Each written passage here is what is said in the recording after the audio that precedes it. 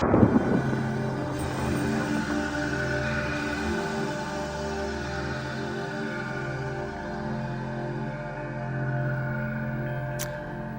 again and welcome to another very special KNXT presentation. It's on homeless again, but believe me, it won't be like any other program we've ever done here. We've done live programs on homeless. We just did another program on the homeless committee. We've had homeless speak about their situation, but never have we had young people share their insights, their research, and their awareness of the issue ever in this studio. I want to welcome to my left Andrea Gurrola, who is a senior at Bullard High School and also at the Center for Advanced Research and Technology. With her is her good friend Esther Levitt, another senior at Bullard and another partner with her in that program at C.A.R.T. I want to welcome you both and tell you it's a privilege to have people younger than usual on our studio set. Usually it's older people talking about what they've done all their lives. Instead, we have young people with a brand new insight into an issue that I am very interested in hearing your research. But before that, could you tell us just something a little bit about yourselves? So Andrea, could you just tell us something about Andrea? Well, I would say I'm really interested in helping the community and interested in the law aspects and things like that. And for example, Esther and I are very interested in law and policy. That's why we got into C.A.R.T in the first place. We're interested in mock trial and doing debates against other schools. And Esther, anything you can say about being friends with your partner here, Andrea? Well, Andrea and I, we do a lot of activities together, and it's funny because we've known each other since our freshman year, and we never became friends until this year, and we have C.A.R.T to thank for that because doing so many projects together, we got so involved. We do speech and debate together at our homeschool Bullard. We do mock trial together at our homeschool Bullard, so we spend our whole day together, and we've grown together as friends and as partners, and I feel like whatever we do, we can excel more because we know each other so well.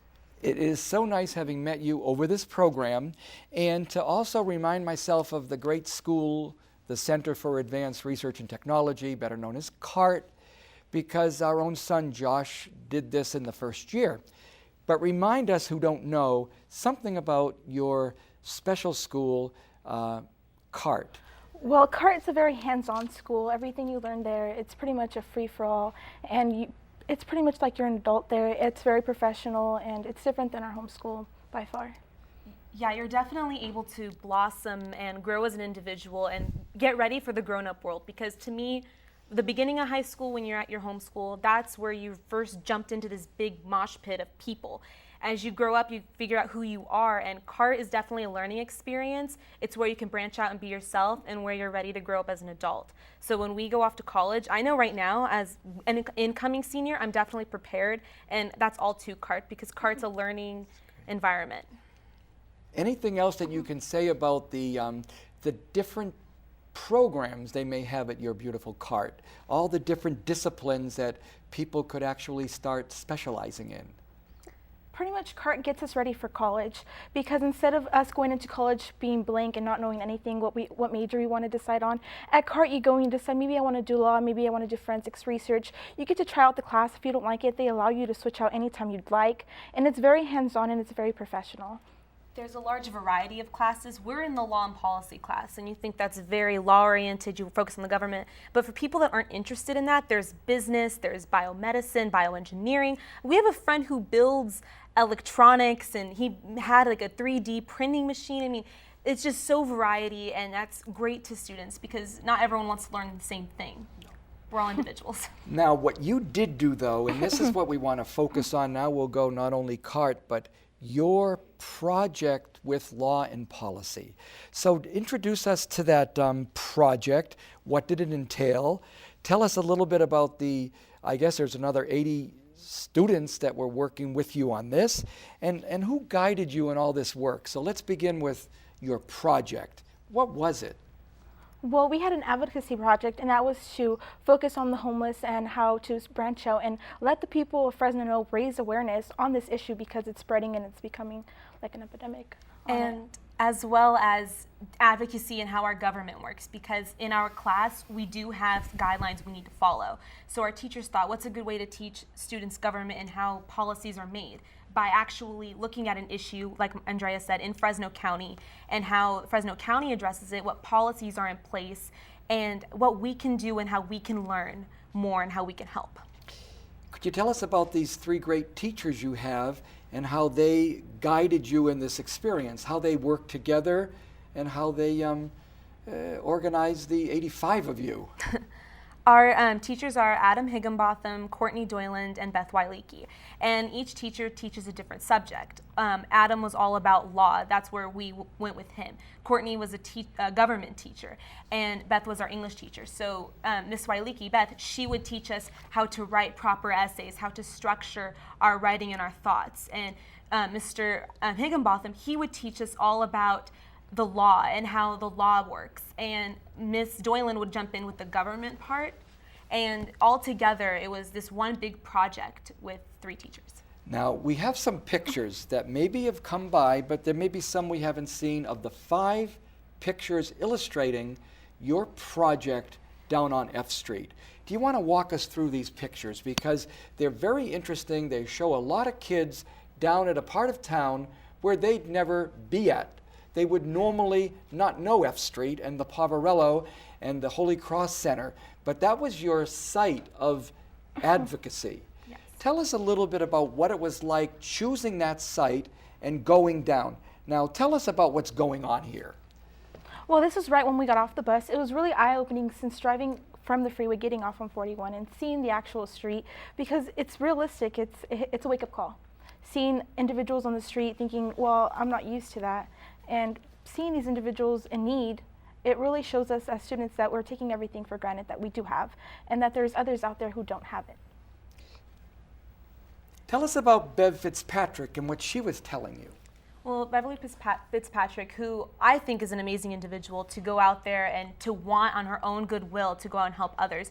She told us about how she would go out there and just kind of keep everyone in check, like understand like what their life situation is and try to help each individual out on their own terms. And she definitely guided us through the Poverello area, F Street, because to be honest, I've never been down there. I didn't even know what was going on, and as much as she did. And she took us down there, and it was definitely eye-opening to see what was going on, as Andrea said. And she was an amazing individual because she knew everybody down there. Everybody knew her. They were so excited to see her walking down the street. They're like, hey, how's it going? And she was like really welcoming to us, and we really had a good experience being there with her, and she was an amazing guide. Now, one thing that was part of your project was evidently the 80 of you created about 25 different poster boards. So if we could look at some of those, and if you could let us know what was the experience with your colleagues creating a reminder to people of the issue on your own terms. So what did you all do? This is someone else's poster, but what did they do, these students? Well, primarily this was for a showcase that we were having to document to our parents and to the people of Fresno who came by to C.A.R.T to see these. So the purpose of this was to really show our awareness, our mission statements, what we believe, and allowing the people of Fresno, or the people who came in to see C.A.R.T, what we thought of the issue of homelessness and our policy, how some policies in Fresno, of course, none are all perfect. So we showed our own little twist to it and how we thought it would make it better for the people of Fresno and for the homeless. Definitely. And with this policy, we looked at many policies that were the cause of homelessness. On ours, we talked about the attendance policy and how team homelessness can lead to adult homelessness because that's all you know. And we looked at the policies, and Andrea said, how can we change it to make it better?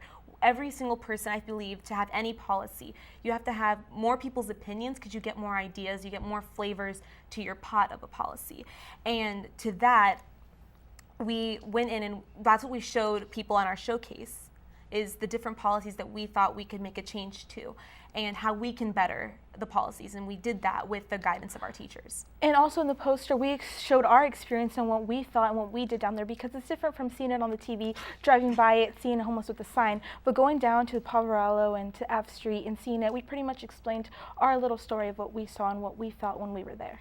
Now, what you did that was really very exciting, is not only create the poster that people could have seen if they came to C.A.R.T, but you created Blogspot. You created a place where people could actually be in dialogue with you and you with them week after week after week. Introduce us to the whole experience of creating your Tumblr site. Tell us about that. Well, that first started off with just us 80 students in the class. Like, for example, if Esther and I wrote a blog, everybody else in the class would be able to see it. They would comment on it, positive or what they thought about our blog. And then we pretty much branched it out to the public, and we made it versatile for anybody to see and to see our initial thoughts of what we went when we went down there and what we saw.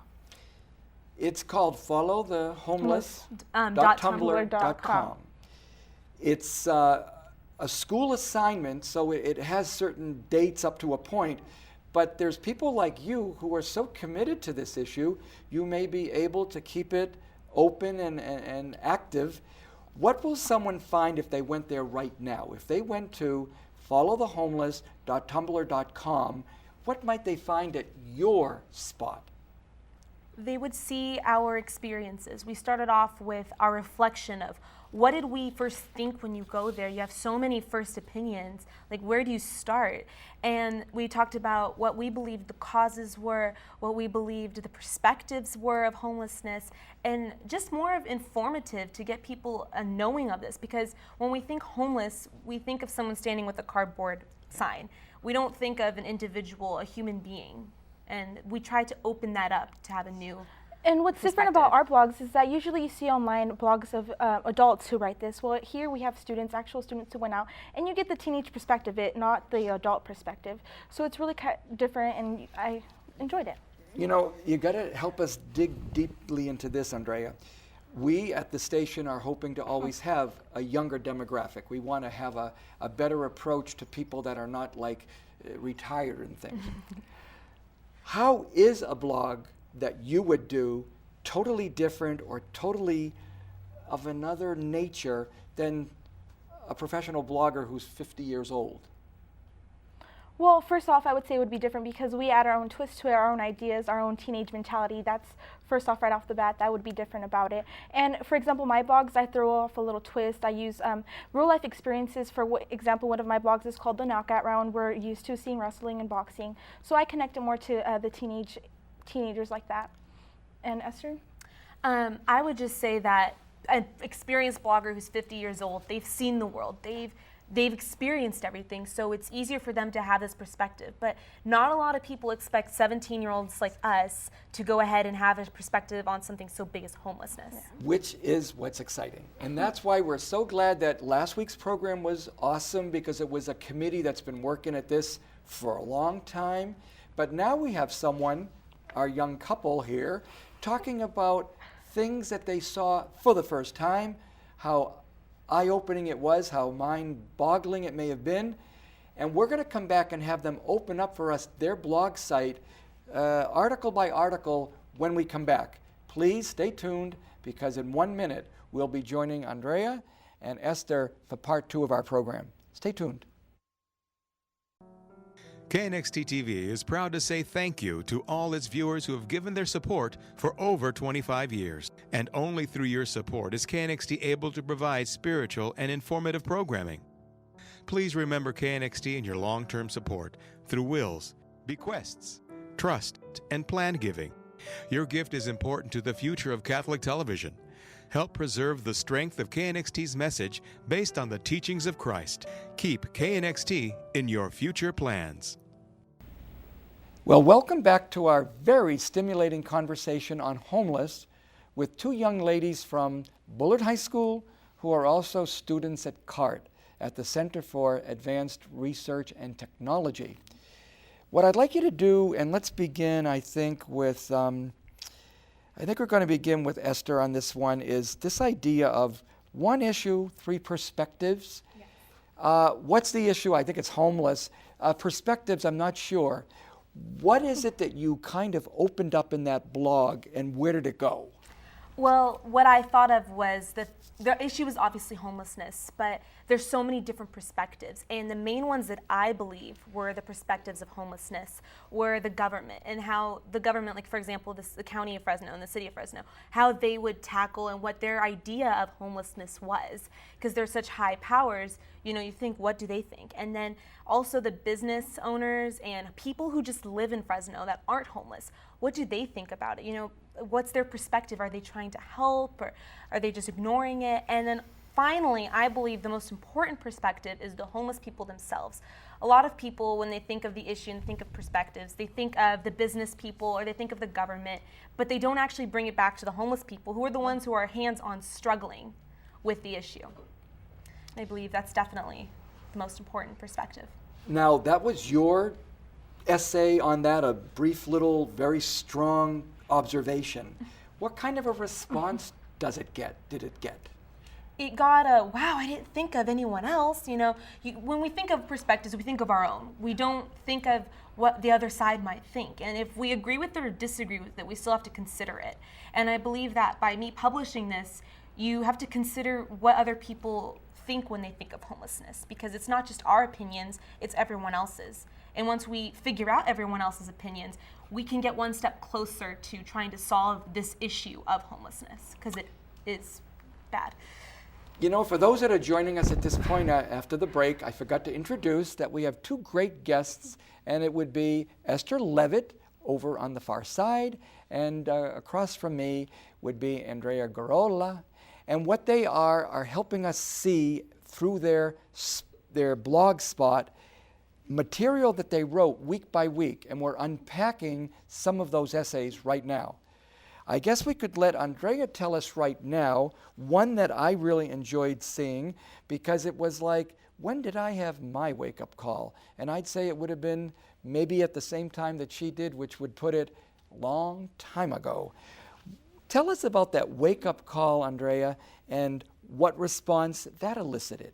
Well, I wrote this blog right after I finished visiting the homeless, and I felt that it was a wake-up call that a lot of us see the homeless and they tell us to stay in school, but we just walk away and say, oh, why should I listen to this person? But it is this person that we should specifically listen to, because they have been through it and they know what path to take wrong and what's the right path to take. So when they say to stay in school, it's very important to listen to it, not just to ignore it. And that's when I got my wake-up call, and when I listened to these individuals. And I got a response that it was true, and that a lot of individuals did get that wake-up call. For example, the students in my class felt that, you know what, it is true that sometimes we do take for granted, or we do not listen to what the homeless are saying because we feel that they're below us. But actually, we're all individuals, and we should take into consideration what they have to say as well. The essay that I found also very challenging. Some of the things that people write, people that you're not used to reading, such as Esther and Andrea, make you think, I never thought of that myself in a long time. The question was, who is really in control? Why did you decide that that was a theme you'd like to present in your blog? Well, I thought of that because after the three perspectives, you think, okay, we have these different viewpoints on this issue, but who controls it? You know, we have the government who makes these policies and tries to accommodate the homeless, but as well as the business people. We have the business people who control the economy in a sense, because without their business in our semi-capitalist society, we wouldn't have the economy flowing, and as well as the homeless people, because they're a part of it too. And I think of who's really in control of the homeless issue. And what I've I've concluded was that it's not one single person. As much as we want to think it's just the government and that everyday people like you and I can't do anything, we can, the government can, and homeless people can as well. I believe that every single person to contribute would make it in control, because the government, they control the policies. The business people, they control the economy. And the homeless, well, they control themselves, and they control what their impact is to the others. And I believe that we're all in a sense in control. And if we don't unify ourselves as one together, all three of us, then what can we do? Who's going to be in control then? So that's kind of what made me think of that. Did you have a response, Andrea, to when you see some of your colleagues who are working on the same blog spot with you, did you say, that makes me think myself, I hadn't thought like that? Do you respond to the other students'?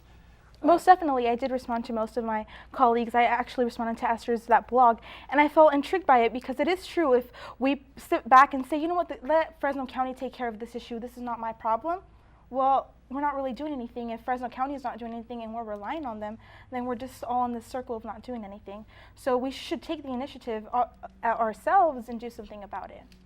Now, we've been talking specifically for a few minutes about your specific blog. But there were, I think, 25 of these blogs all going on consecutively with your other friends and students and classmates.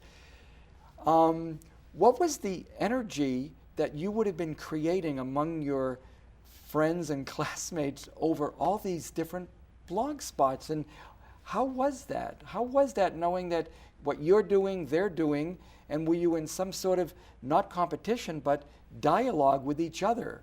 Yes, we were constantly collaborating with each other's ideas because, of course, we all have our own perspectives of the issue of homelessness. So when we were writing our own blogs, we got to see via the internet, okay, this is what Esther wrote, this is what somebody else wrote, and we got to comment, and we went back and forth on the same issue, and we just collaborated our ideas, and that's how it. And definitely, like I said before, with policies, but with how you have to put every single person's idea and perspective in it to make it great. And I think that's what made everyone's blogs great, that they can find, if they go through our thing that we follow them, they could see that.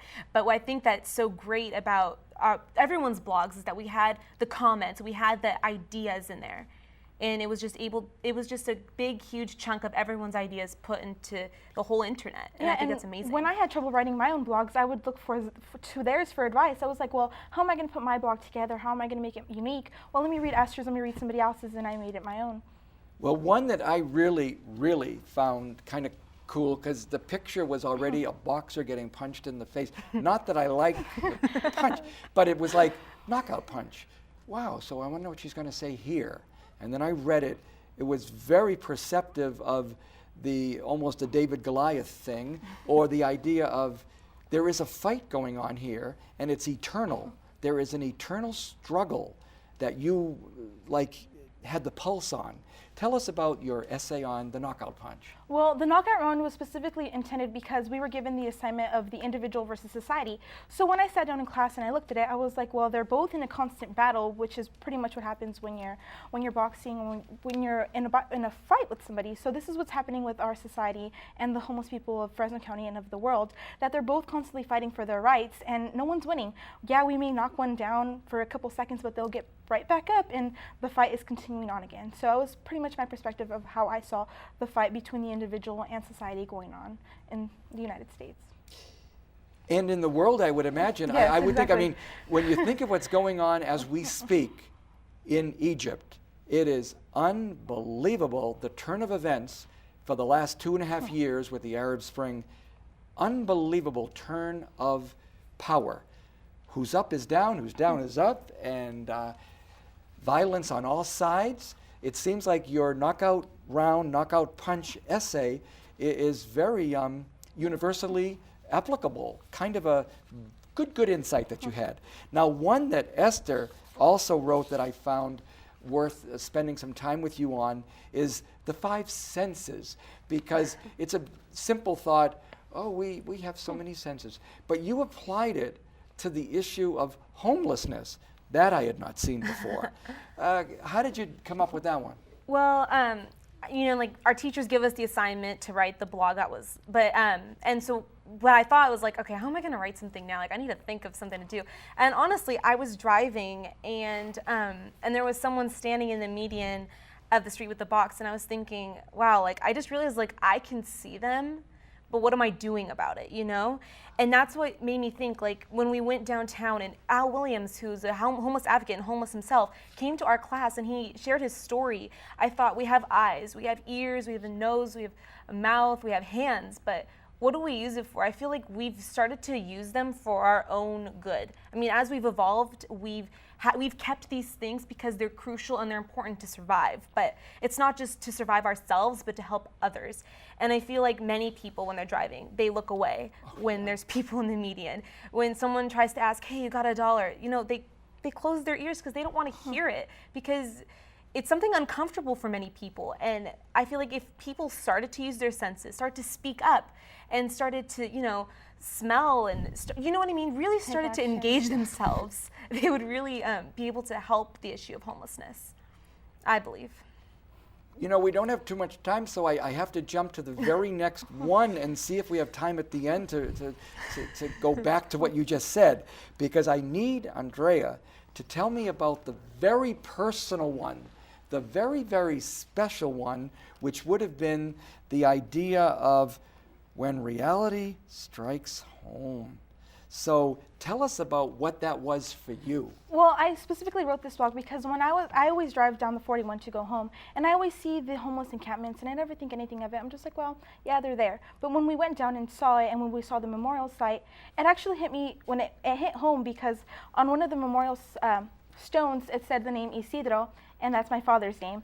So right there in that moment, I thought, well, this is either he's a son to somebody, a son to a mother. He could even be a father, an uncle, a cousin. And now he's here. His life has passed away, and he died as a homeless, and nobody even cared for him. And it made me feel like reminded me of my father and of how I would not want him to be homeless and not want him to be in that position.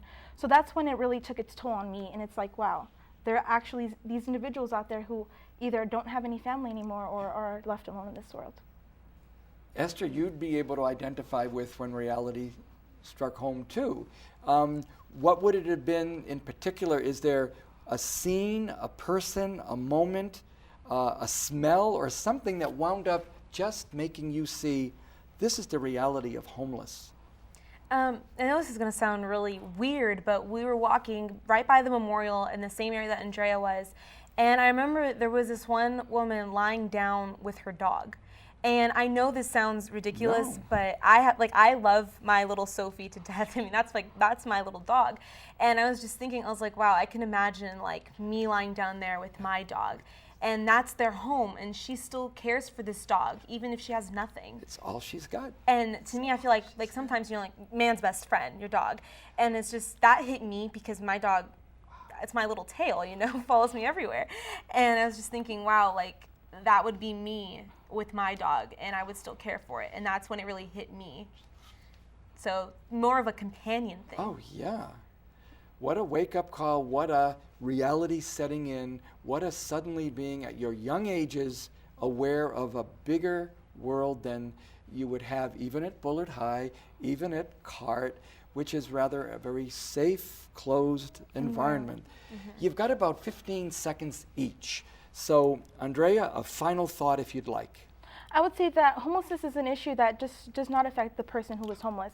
It affects each and every one of us, and it's going to hit us either in the long run or in the short run. So it's an action that we should take for ourselves and take initiative to help them out. Esther. I would say that we all have to come together, and we all need to unite as one, because homelessness isn't one person's problem, and no matter what your beliefs are, I believe that you should try to go out and help another, because it's a humanitarian issue and not necessarily a personal belief issue, but it's just humanitarianism. I want to thank our two guests, Andrea and Esther, for being here today. Join us again here next week at KNXT and on YouTube all the time. Till next time, God bless.